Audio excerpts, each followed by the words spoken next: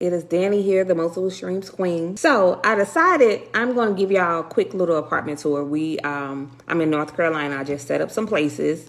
And so I want to give y'all a tour again because I feel like, I don't know, I think I did it before, but maybe a while ago. But anywho, if you're new here, make sure you subscribe, share the channel, and drop your questions in the comment. As we see them, we will try to answer them. But welcome back to my channel. Right, so give y'all a quick little tour and kind of show you like some things that we put in our units, because especially we'll be remote. This place is a few hours away from us, and so we'll be relying on other people that are here in the area to help us with the unit. So and this what I was able to get set up in less than 24 hours.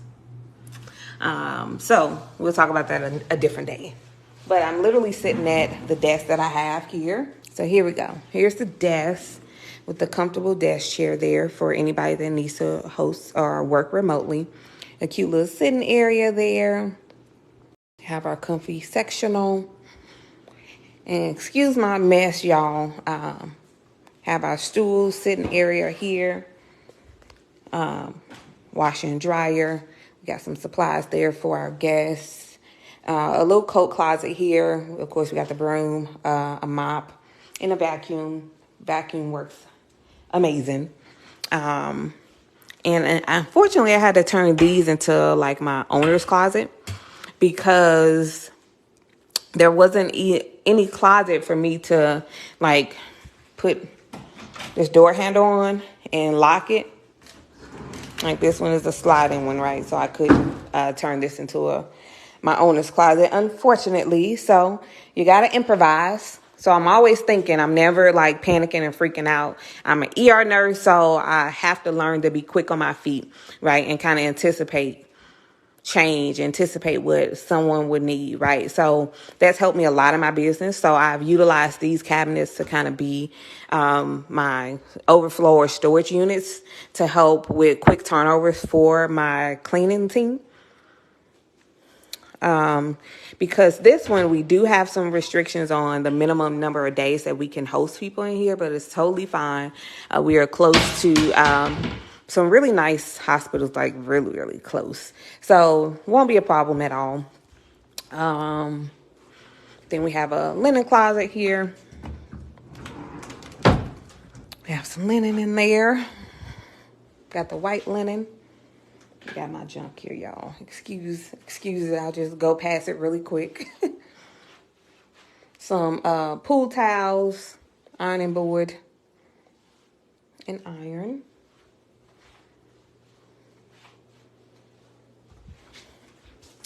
And then the bedroom, I have a king size bed here.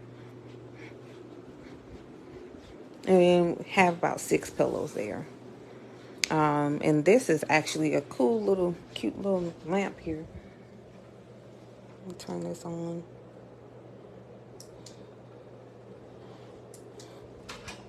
The cool thing too about this particular complex is we have designated parking literally right in front, or I guess the back, right here for our guests. So that's the cool thing about these units, that there's a designated parking spot that is like literally they can walk out the back patio door and be at their car. I love that about this space, that they have a parking spot right there, a designated parking spot, because it's not free or open parking and you're looking everywhere for a parking spot, because I know how that painful that can be, because I've been in some complexes like that where it's not designated parking, and if it is, you have to pay for it. So there's no extra cost, and there's a designated parking spot for our guests, which I love. But I just wanted to kind of give y'all a little glimpse of the apartment. I have videos from me setting up and all the trash and boxes and everything we had, but we literally got the keys for the unit about 5:30 on Friday evening. And probably about 9:45, every single piece of furniture that you see here was put together. All the boxes, and well, a lot of boxes. All the boxes that I had opened up, taken out the supplies, broken down the boxes, and put everything in its respective place for our guests, and literally have this thing up and ready within 24 hours. The only under 24 hours, what we had to wait on is getting the TVs mounted, because that's not something that's in my wheelhouse. But getting the TVs mounted professionally, so it looks good, right? Just wanted to be a clean, crisp look. And so that's the only thing I had to wait on. But I literally got this thing up and running in 24 hours. Felt good. But I have help. I hired a team to help me, right? The design was all laid out for me. One of my mentees, I worked with her and paid for her services to help with the design. She had the floor plan, and I just let her go with what she knew, and she did her thing, right? And I just had to come and do the install of it. And then the vendors, I hired someone to come and help put the furniture together and obviously hang pictures and mount the TVs. And yeah, we got it done. So I tell people, like, sometimes with your first one, it may take you, I'll say roughly 4 to 5 days. But once you kind of get the hang of it, you can get it down to 72 hours, 48 hours. But I was shocked at myself. I was able to get this done in a day. But yeah, and things that I typically have in my supply closet. So obviously extra linens. That includes towels, comforters, sheets, pillowcases, coffee, the different condiments that I have, cleaning supplies, shampoo, conditioner, body wash. What else do I have up there? I leave out snacks and stuff. So there's extra of that. I got 2 cabinets full of stuff, y'all. But, paper towels, paper products.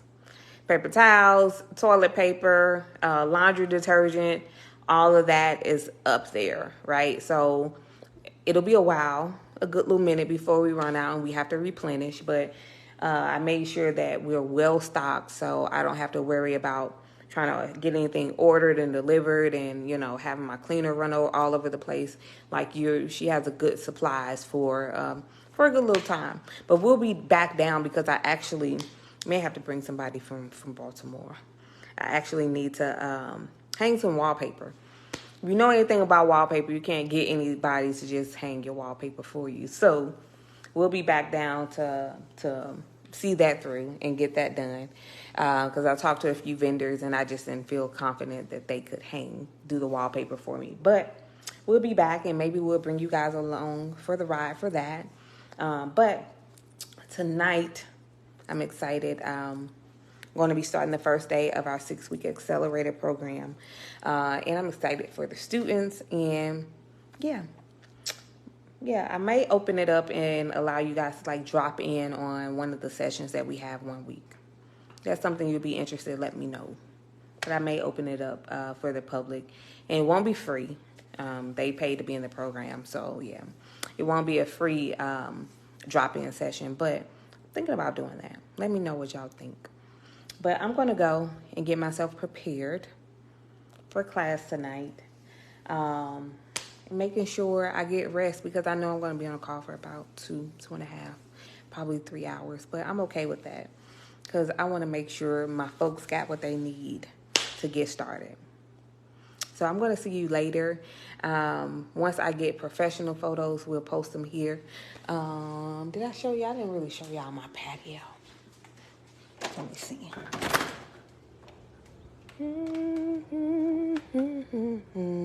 Let me turn this around, y'all.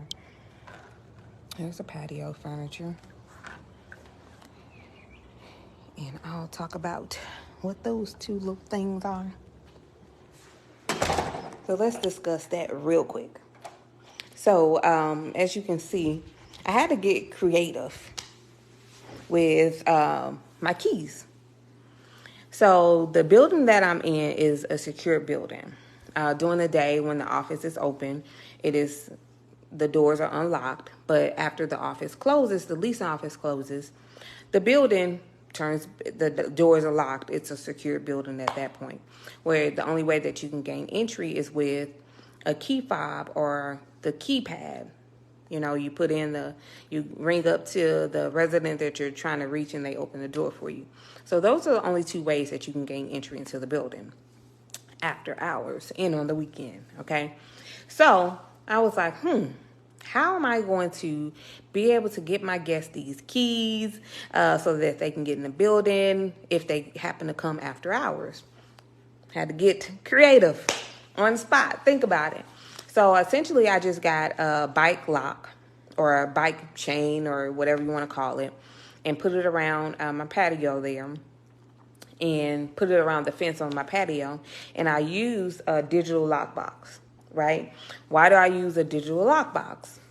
So I always like to evaluate like the lock situation, like how are my guests going to get in? How am I going to make this easy for them? So the digital lockbox, and I'm using that versus a smart lock because on the front door, it really wouldn't matter by the time they get in the door whether or not it's a smart lock. Like, they just need to gain entry into the building. The key fob is like the most important player at this point. It ain't the key or the smart lock. So they need the key fob. So I use the digital lockbox because it's something that I can integrate with the different booking platforms, and it'll set out automatic and unique codes to each guest. So it changes the code for each guest, and it gives them the code for the duration of their stay. So from the time that they check in to the time that they check out. Once they get the key and the key fob out of that digital lockbox, they have no other reason other than to put it back once they're leaving, to go back into the lockbox.